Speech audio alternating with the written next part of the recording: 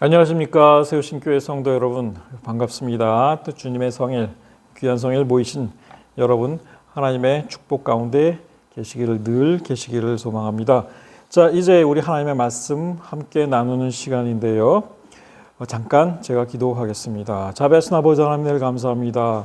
하나님께서 이 시간 함께 해 주시옵소서. 사람의 말이 아닌 하나님의 귀한 말씀을 듣는 시간이 되게 도와주시고 우리 가운데 성령으로 역사하셔서 주의 말씀을 잘 깨달아 알 수 있도록 하나님께서 우리를 도와주시옵소서. 이 시간 주의 말씀을 사모하여 모인 이 모든 무리들 주께서 축복하시고 은총 베풀어 주시며 이들의 모든 문제들이 이 시간 해결되는 역사가 또한 일어나게 도와주시옵소서. 이 시간 온전히 주 앞에 의지하고 맡기오며 예수 그리스도의 이름으로 간절히 기도하옵나이다. 아멘. 자, 우리 반갑습니다. 우리 서로 인사 나누겠습니다. 앞뒤로 좌우로 인사 나누겠습니다. 잘 오셨습니다. 샬롬, 반갑습니다. 잘 오셨습니다. 인사할 때 좀 이렇게 웃으면서 하시기 바랍니다. 정말 반갑게요. 노력하면 될 것 같아요. 자, 오늘의 말씀. 하나님의 언약궤, 궤인가 언약인가? 무엇이 더 중요한가 하는 것이죠. 부제로 이렇게 달아보았습니다.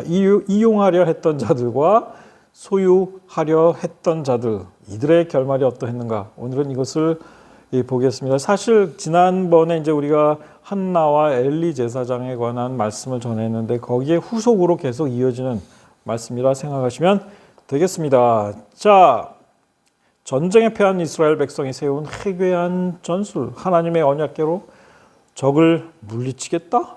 뭐 이런 일이 있었어요. 자, 이제 이 사사시대, 그러니까 엘리 제사장 그 시대예요. 이때에 이스라엘이 이제 블레셋과 전쟁이 벌어졌습니다. 블레셋 사람들이 쳐들어왔어요. 이스라엘이 나가서 블레셋 사람들과 싸우려고 에벤에셀 곁에 진을 치고 블레셋 사람들은 아벡에 진을 쳤는데 둘이 이제 박터지게 전쟁이 벌어졌습니다. 둘이 싸우다가 이스라엘이 블레셋 사람들 앞에서 패하여 그들에게 전쟁에서 죽임을 당한 자가 4,000명가량 4,000명이 죽었대요. 자, 이스라엘이 블레셋 사람들 앞에 패하여 도망을 친 겁니다. 자, 백성들이 다 패해가지고 정말 그냥 얼굴들이 다 그냥 죽상이 돼서 돌아왔어요. 죽을 상이 돼서 이스라엘 장로들이 이르되 여호와께서 어찌하여 우리에게 오늘 블레셋 사람들 앞에서 패하게 하셨는고 여호와의 언약궤를 실로 성소에 있는 여호와의 언약궤를 우리에게로 가져다가 우리 중에 있게 하여 그것으로 우리를 우리 원수들의 손에서 구원하게 하자, 이렇게 제안을 합니다. 한 번 지고 나니까 이게 제정신이 아니었던 겁니다. 어리석은 선택이었습니다. 언약궤를 가지고 전쟁에 나가면 이길 것이다 라고 생각을 한 겁니다. 물론 과거에 출애굽과 이제 가나안 정복 시대에 이제 그 언약궤를 들고 예를 들어 뭐 여리고성이라든가 이제 이런 전쟁에서 이긴 적이 있어요. 그러나 언약궤 때문에 이긴 것이 아니었습니다. 그것은 하나님의 명령에 따라 언약궤를 들고 제사장들이 모든 사람들이 여리고를 뱅뱅 돌았잖아요. 그리고 소리를 질렀습니다. 하나님의 명령에 따라 그렇게 한 것뿐인데 이 사람들은 언약궤의 어떤 힘 때문에 전쟁에서 이긴 것이라고 잘못 생각하고 있었습니다. 그러니까 언약궤를 들고 전쟁터에 나가면 이길 것이다, 이 생각한 거죠. 실로 성소에 있던 언약궤를 가져옵니다. 자, 그런데 이 언약궤, 실로 성소의 제사장, 젊은 제사장, 이걸 들 만한 제사장들 누굽니까?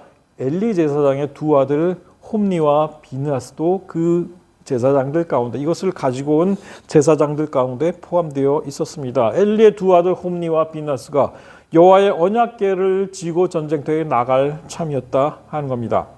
자, 시작은 좋았습니다. 사기가 하늘을 찌를 듯합니다. 성경은 이렇게 기록합니다. 여호와의 언약궤가 진영에 들어올 때 온 이스라엘이 큰 소리를 외치며 땅이 울린지라. 이스라엘 백성들이 막 진영에서 신이 났어요. 사기가 막 하늘을 찌를 듯합니다. 블레셋 사람들 깜짝 놀랐죠. 이 외치는 소리를 듣고 이르되 히브리 진영에서 큰 소리로 외치면 어찌 됨이냐 하다가 여호와의 궤가 진영에 들어온 줄을 깨달은지라. 자, 블레셋 사람들 겁먹습니다. 여기까지는 성공이에요. 블레셋 사람들이 두려워하여 이르되 신이 진영에 이르렀도다 하고 또 우리에게 화로다. 우리에게 화로다. 누가 우리를 이 능한 신들의 손에서 건지리요? 그들은 광야에서 여러 가지 재앙으로 애굽인들을 친 신들이니라.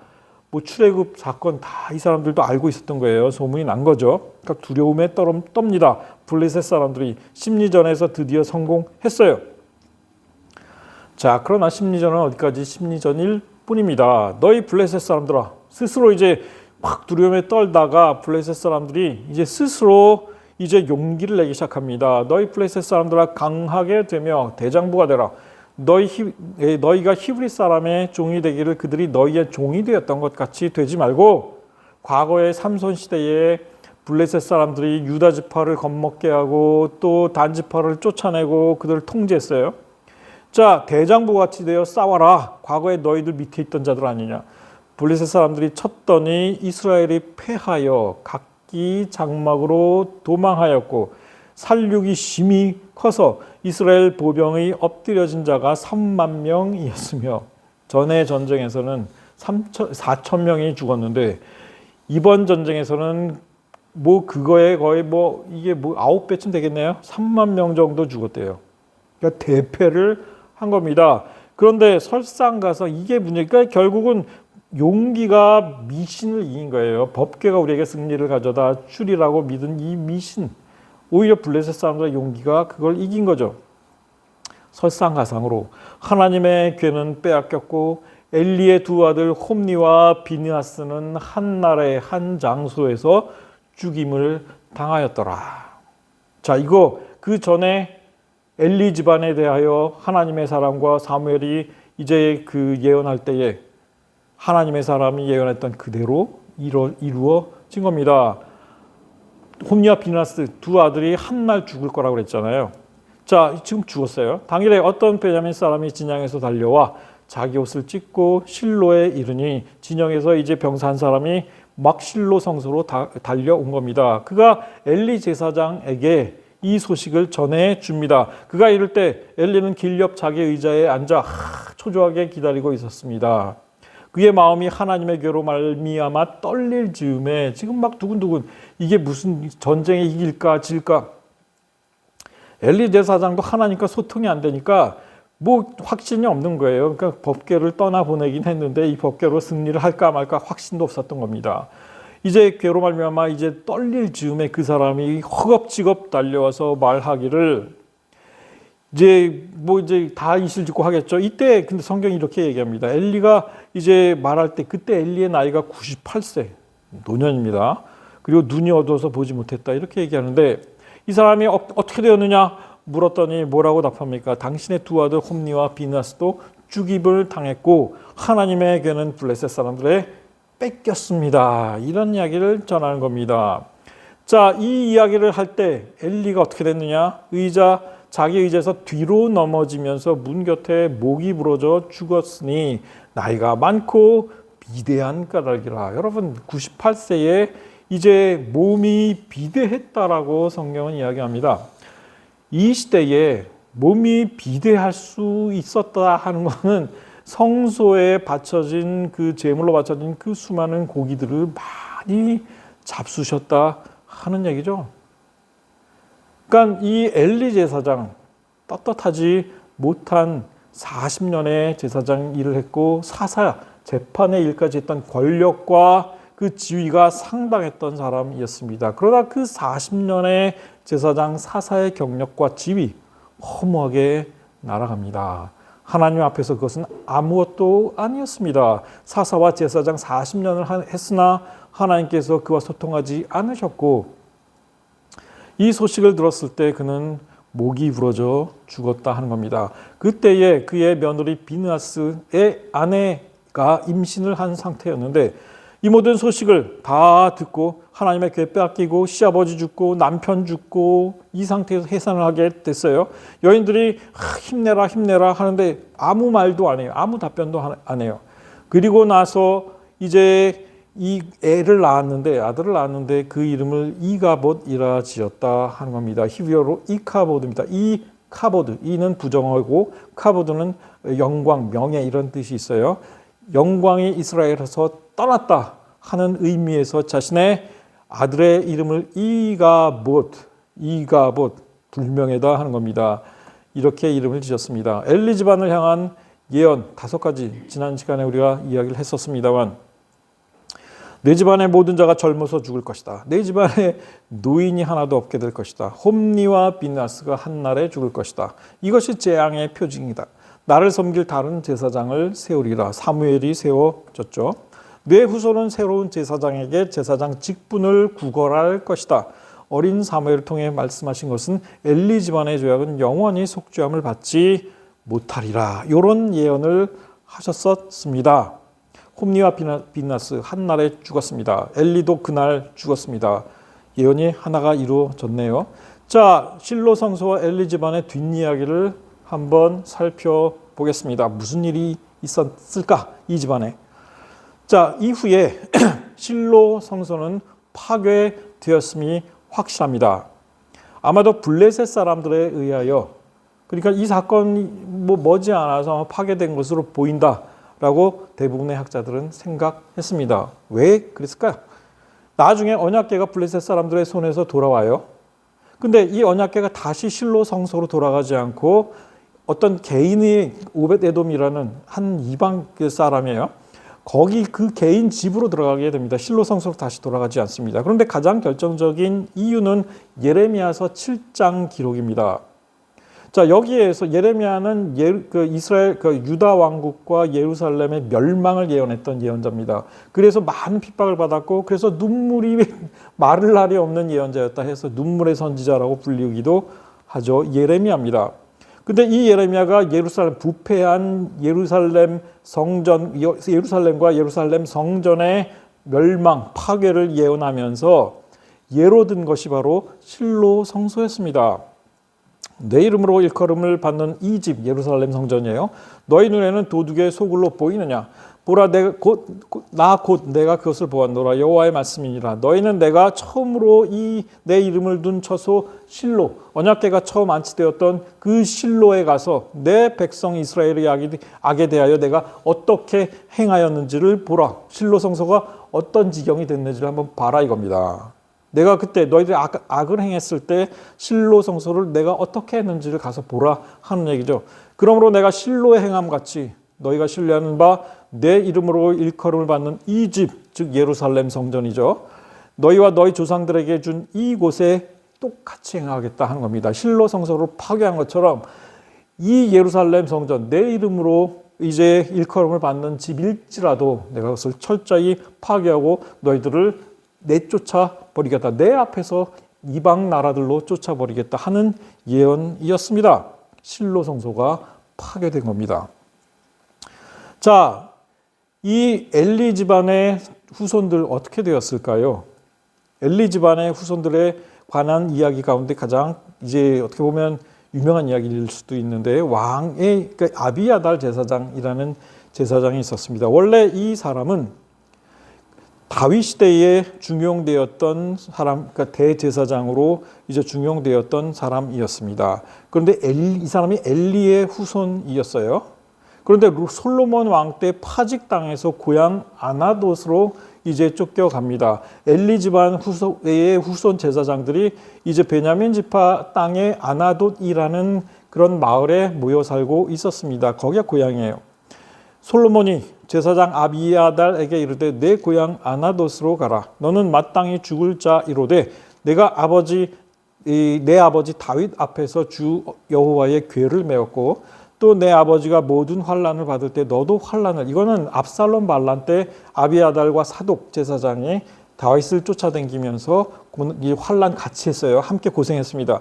그러니까 내가 너를 죽이지는 않겠다.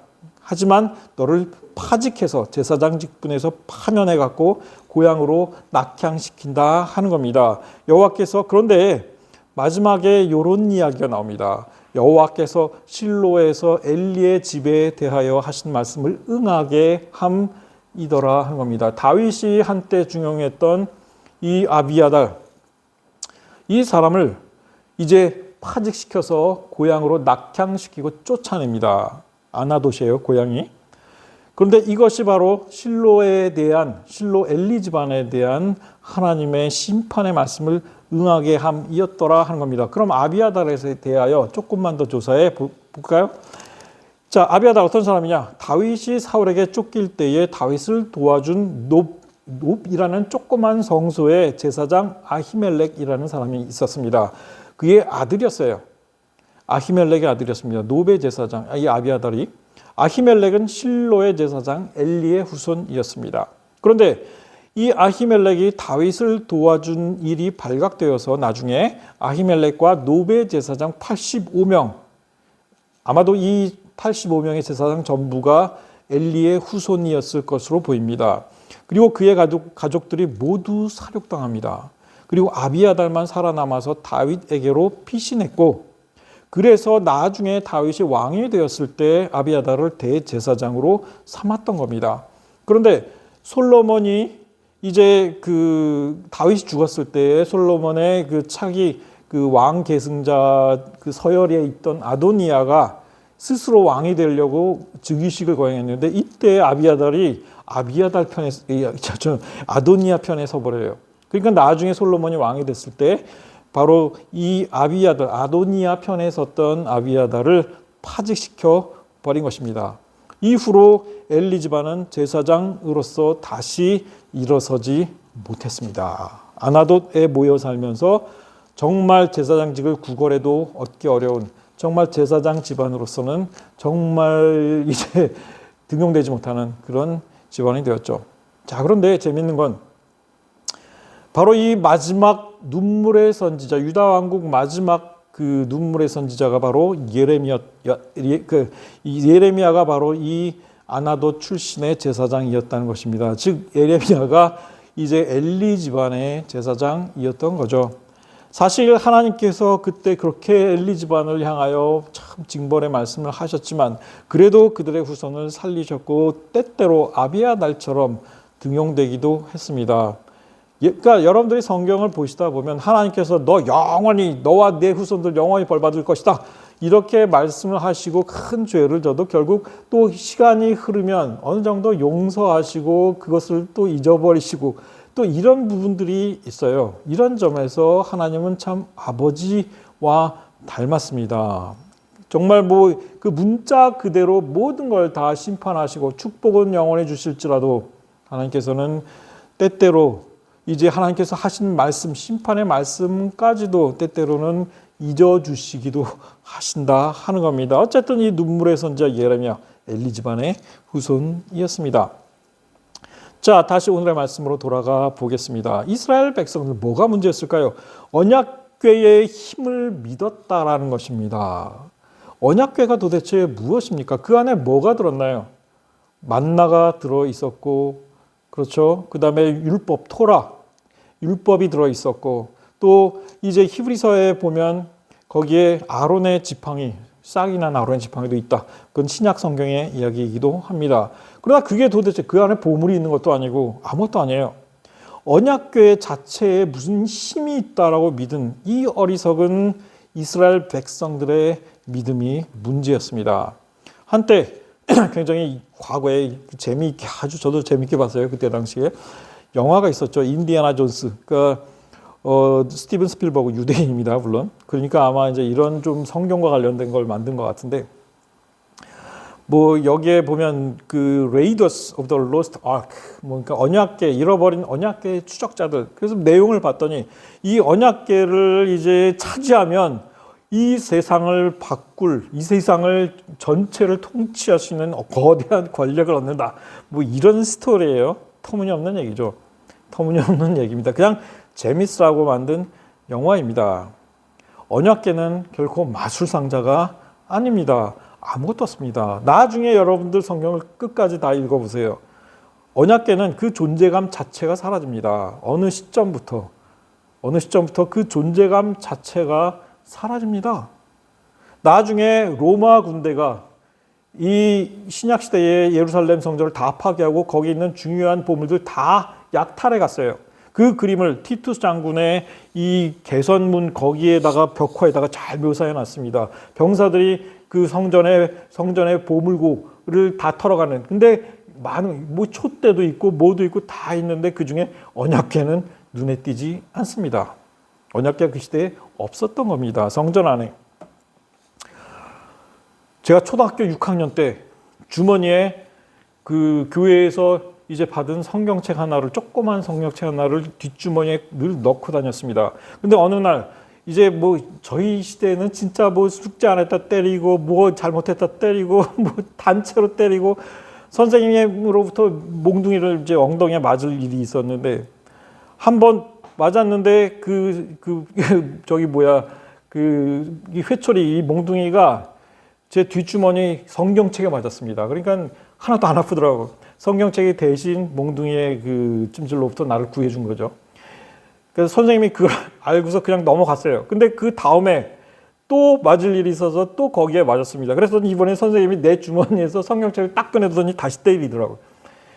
그러니까 첫날은 성경책이 나를 보호했네. 그러나 다른 날은 아무런 효험이 없었습니다. 성경책이 나를 몽둥이로부터 보호해 줄 거라는 믿음은 사라졌죠.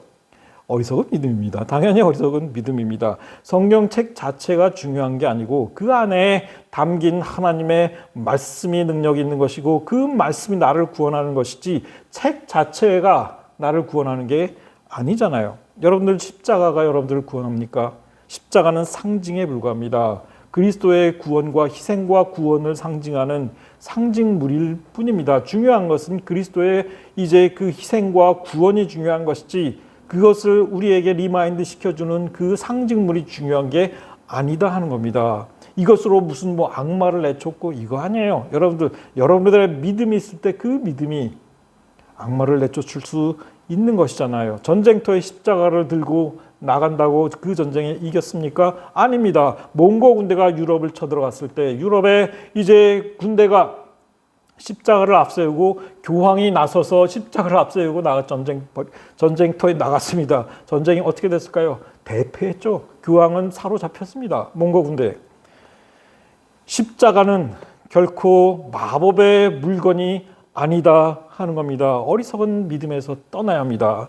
이스라엘 백성들이 광야 생활을 할 때 하도 말을 안 들으니까 하나님께서 이놈들 맛 좀 봐라 하고 불뱀을 쫙 보내셔서 백성들이 불뱀에 물려가지고 큰 고통을 당했습니다. 한국 사람들 같으면 그 불뱀 다 잡아서 맛있게 탕 끓여 먹겠지만 이스라엘 백성들은 그게 안 돼요.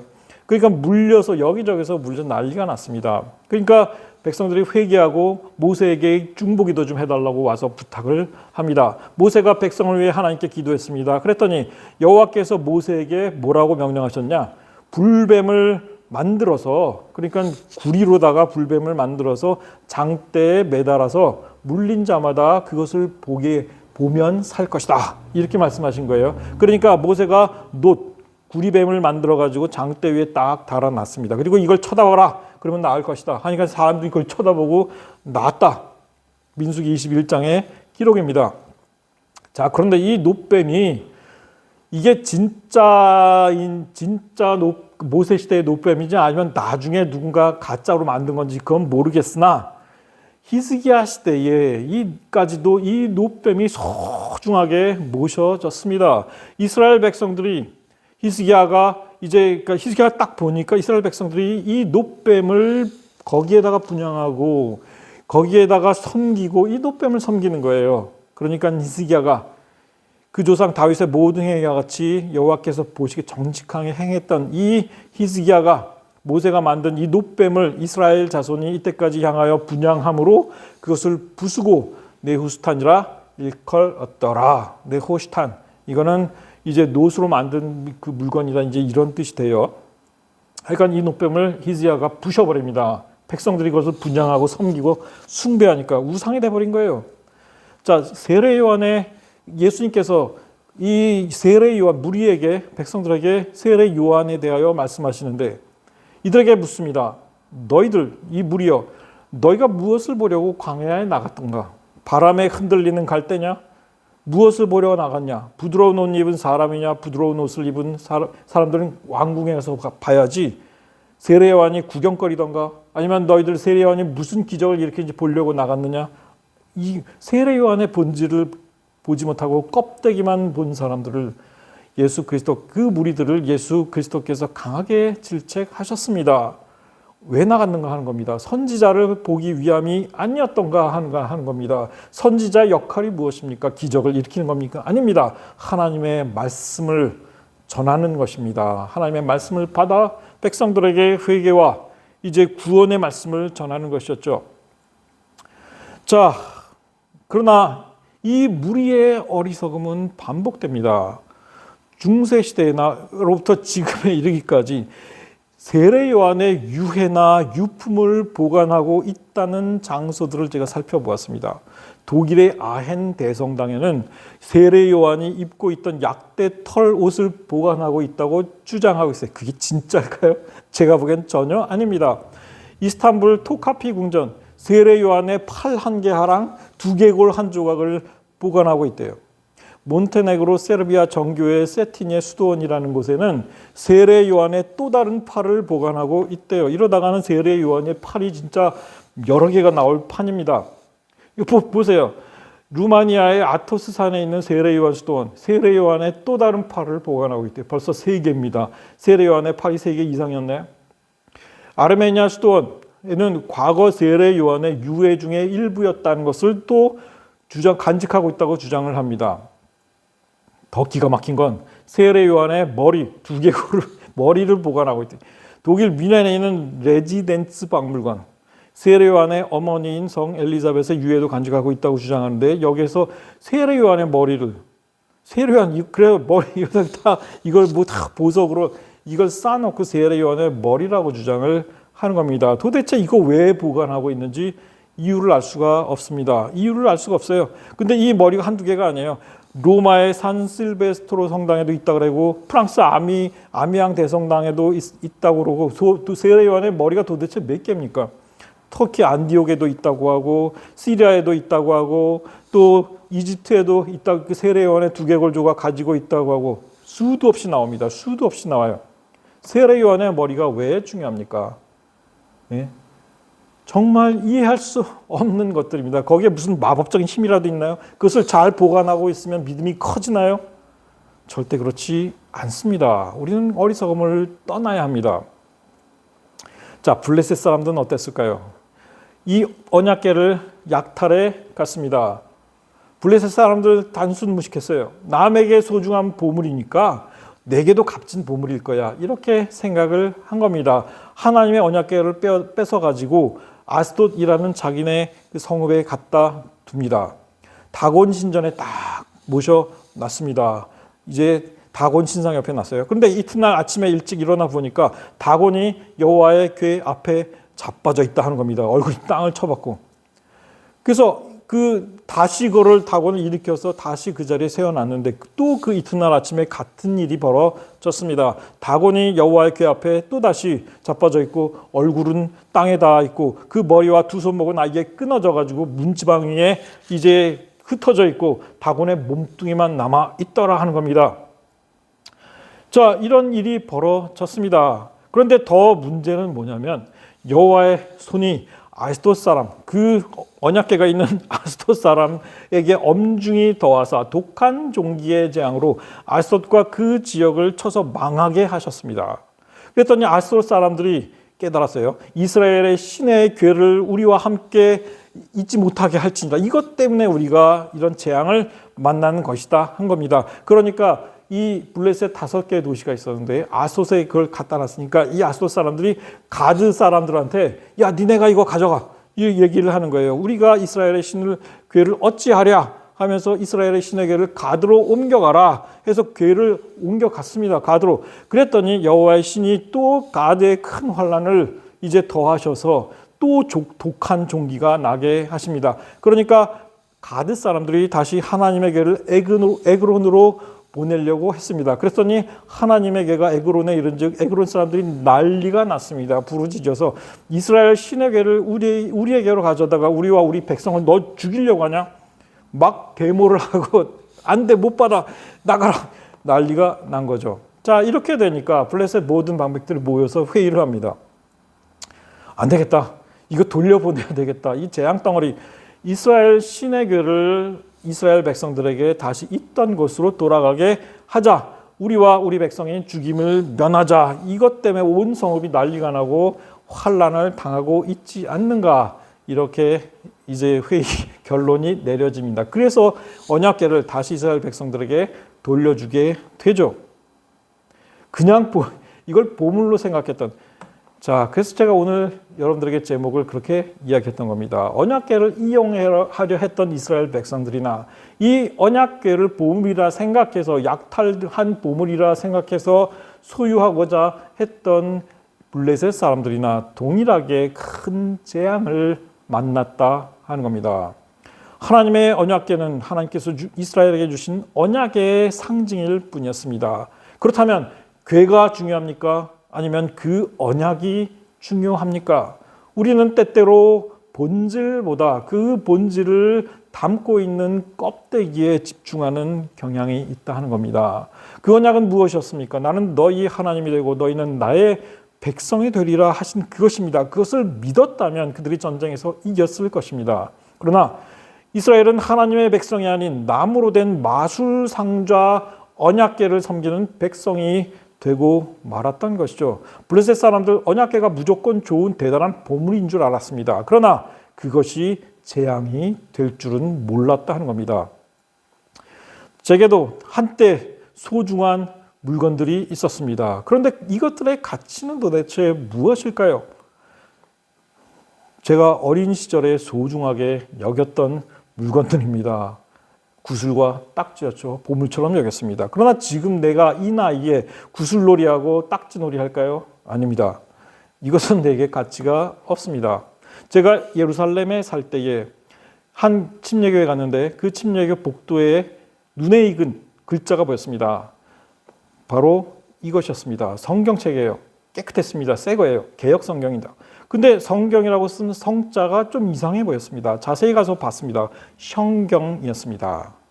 펼쳐보았습니다. 이 성경책 주후 1938년에 만들어진 일제시대 성경이었습니다. 그 안에는 지금은 사용되지 않는 옛 한글 고어체 문자들이 있었습니다. 담임 목사님께 그 이야기를 했습니다. 그랬더니 담임 목사님 뭐라고 하시냐면 그 복도에 꽂아놓은 책들 다 버리려고 하는 거래요. 그럼 절 달라고 받았습니다. 제가 소중하게 보관하고 있습니다.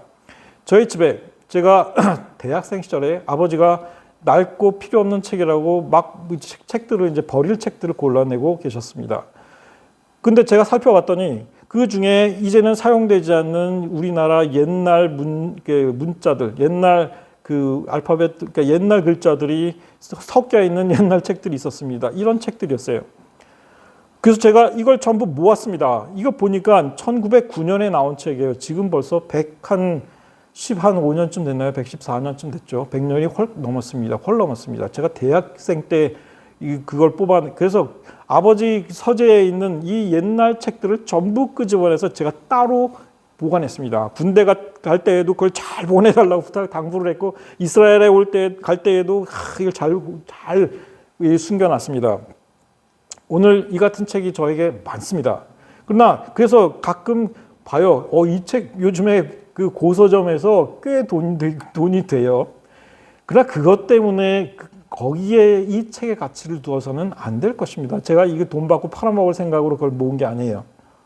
거기에 담겨 있는 우리 이 믿음의 조상들의 그 믿음을 이제 보존하고 그것을 후대에 알리기 위함이다 하는 겁니다. 거기에 가치가 있는 거죠. 많은 이들이 과거로부터 북한의 성경을 밀반입했습니다. 그 성경책 안에 하나님의 말씀이 살아있기 때문에 그랬죠. 그런데 오늘날에는 북한에서 밀반출되고 있는 성경책들이 있대요. 중국으로. 왜냐? 그러니까 북한 안에서 밀반출되는 성경책들은 다 초창기에 만든 선교 초창기에 100년 이상 된 책들이, 그것들이 중국에서 비싼 값에 팔리고 있다는 겁니다. 돈이 되니까 북한에서 밀반출되고 성경책들이, 옛날 성경들이 밀반출되고 있다고 합니다. 결론을 맺습니다. 이제 우리는 어린아이와 같은 믿음과 생각을 버리고 그리스도의 장성한 분량에 이르러야 합니다. 고린도전서 13장에서 사도 바울 이렇게 기록합니다. 내가 어렸을 때에 말하는 것이 어린 아이와 같고 깨닫는 것이 어린 아이와 같고 생각하는 것이 어린 아이와 같다가 장성한 사람이 되어서는 어린 아이의 일을 버렸노라. 우리가 다 하나님의 아들을 믿는 것과 아는 일에 하나가 되어 온전한 사람을 이루어 그리스도의 장성한 분량이 충만한 데까지 이르리니 우리의 믿음은 장성한 분량에 이르러야 합니다. 어린아이와 같은 믿음 이제는 내려놓아야 합니다. 무엇이 참 본질이고 무엇이 껍데기인지를 구별할 수 있는 믿음의 여러분들이 되시기를 예수 그리스도의 이름으로 간절히 축원합니다. 기도하겠습니다. 자비하신 아버지 하나님, 우리에게 주신 귀한 하나님의 말씀에 근거한 우리의 삶이 되기를 원합니다. 참으로 헛된 세상적인 그런 믿음이 아니라 진정 하나님의 말씀으로 깨달은 참된 믿음의 본질을 찾아가는 저희들이 되게 도와 주시옵소서. 감사드리며 예수 그리스도의 이름으로 기도하옵나이다. 아멘.